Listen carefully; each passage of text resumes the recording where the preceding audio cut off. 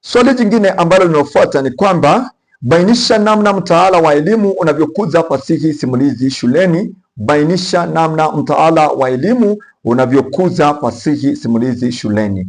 Moja ni kwamba mtaala wa elimu umeshirikisha somo la fasihi simulizi kufundishwa shuleni. Mtaala wa elimu umeshirikisha somo la fasihi simulizi kufundishwa shuleni. Pili ni kwamba umepelekea kuajiriwa kwa walimu wanaofundisha somo la fasihi shuleni. Limepelekea kuajiriwa kwa walimu ambao wanaofundisha somo la fasihi simulizi shuleni. Na tatu ni kwamba umepelekea kuchapishwa kwa vitabu vya fasihi simulizi vinavyotumika katika viwango mbalimbali vya elimu katika shule mbalimbali nchini. Umepelekea kuchapishwa kwa vitabu vya fasihi simulizi vinavyotumika katika viwango mbalimbali vya elimu katika shule mbalimbali hapa nchini.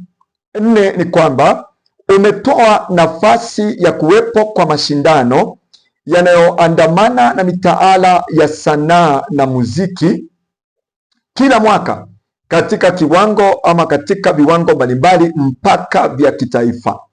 Umetoa nafasi ya kuwepo kwa mashindano yanayoendana na mitaala ya sanaa na muziki kila mwaka katika viwango mbalimbali mpaka vile vya kitaifa.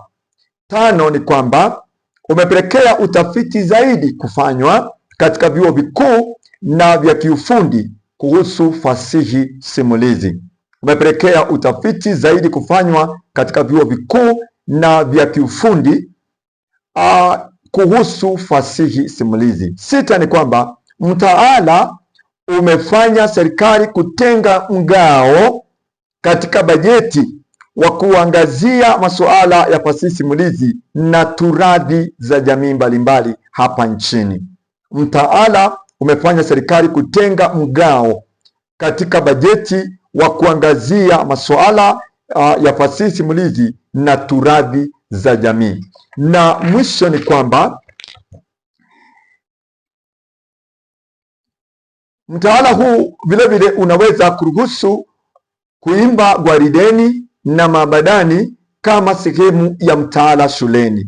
Imeruhusu kuimba gwarideni na maabadani kama sehemu ya mtaala wa shule ama kama sehemu ya mtaala shuleni. Kwa hivyo kusaidia kuendeleza tanzu mbalimbali kama vile utanzu wa nyimbo katika shule zetu.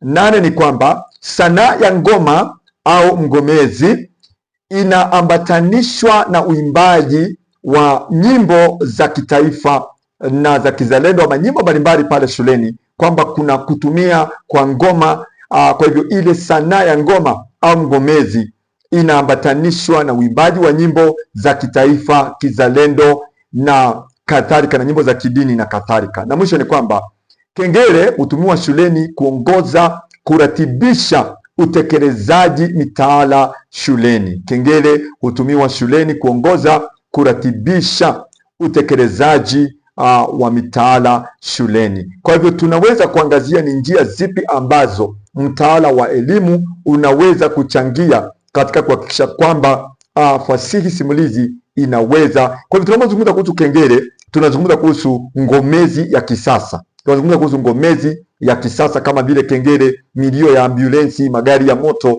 na kadhalika.